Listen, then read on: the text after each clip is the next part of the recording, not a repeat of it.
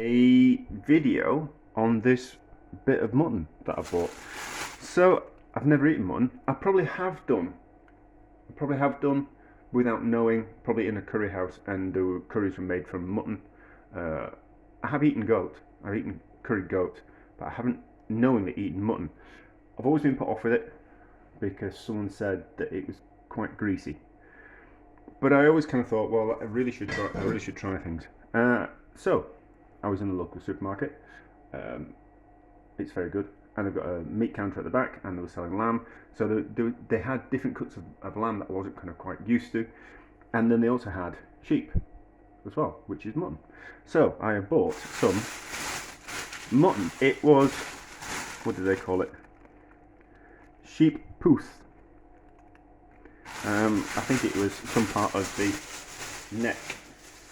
So it's got the bone in. It looks like it's got two nice fillets. I think that's the top of the, what was that? I think that's the top of the neck, and those are the bits of chop actually. I wonder if there's a lamb chop, like where the lamb chops kind of come from. But we've got that nice bit of sinew, and it's on the bone. It cost me. It's £8.58 a kilo, and I've got about 900 grams, so it cost me £7.76, which is kind of quite expensive for lamb.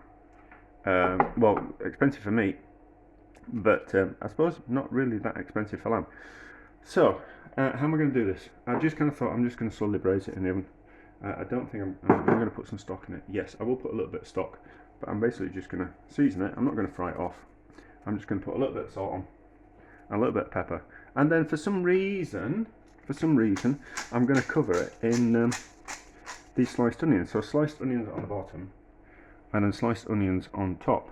I don't know why I'm doing this. I must have seen it somewhere, but for some reason, I kind of thought it'd be a good idea, and I've just bought a sack of onions. So I thought to myself, if this, it'll all compact down. So I'm just going to put like a glass of some kind of oxo cube in the bottom, just to kind of start off the cooking. Or am I just going to leave it like that? No, let's just leave it like that. Let's leave it like that and see what happens. The juices from the meat will come out, and the juices from the onions will kind of come out, and we'll kind of see what happens. So don't need any more salt than that. We need more pepper than that, don't we? Because that's quite a lot of onions. There was 10 onions, so 10 medium onions, something like that. Ordinarily, I would give it a bit of a seal it off in a pan, but I can't be bothered because it's been a long day, and I've had to do a load of shopping and a load of prep and all that kind of stuff, so I can't bother doing that. I'm just curious to see how this mutton tastes. So the onions will drop down as they cook. And no stock. So oven one. We're going to put it on at 150. 150, and I'm just going to leave it in the oven. Oh, that's no good, is it? The bone's poked out of there. I'm going to cover that up without using a new bit of foil. Just a bit of bone sticking out of the cling film. Foil. That'll do. Hopefully it won't lose too much moisture. Right, so 150, and we're just going to leave it in the oven. And I'll check on it in 2-3 hours, something like that. Look at this mutton. It's been in for quite a while, but I turned the temperature down. I turned it down to 125.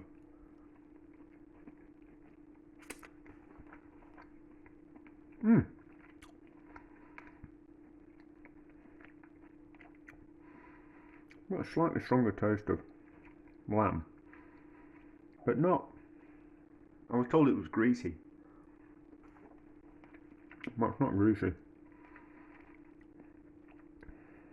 It's not greasy, and it's not overly strong. It's not as tender as lamb, but that's kind of to be expected, isn't it? So pulling away from the bone nice and easy.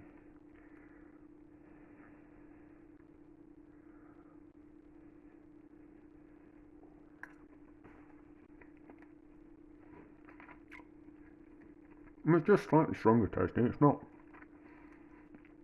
like overpowering.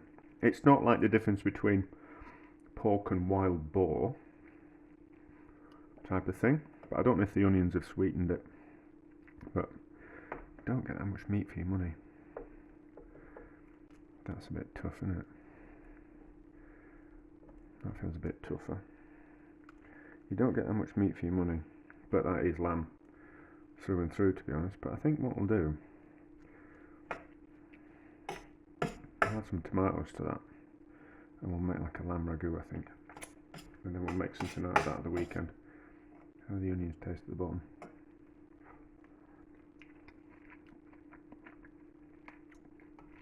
Onions are nice. Anyway, so yeah, I'll pick through that, and we'll do something with it at the weekend. It's nice. Nice. It's not as nice. It's just not as nice as lamb.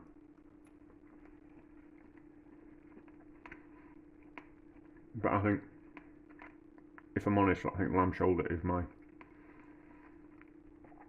favourite cut of meat ever. Slow cooked. That's alright, is that?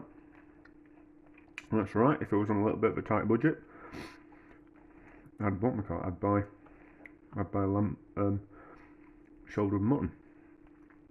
I think I'll make something nice at the weekend. So, yeah, not as strong as I thought it would be, not as greasy as I thought it would be.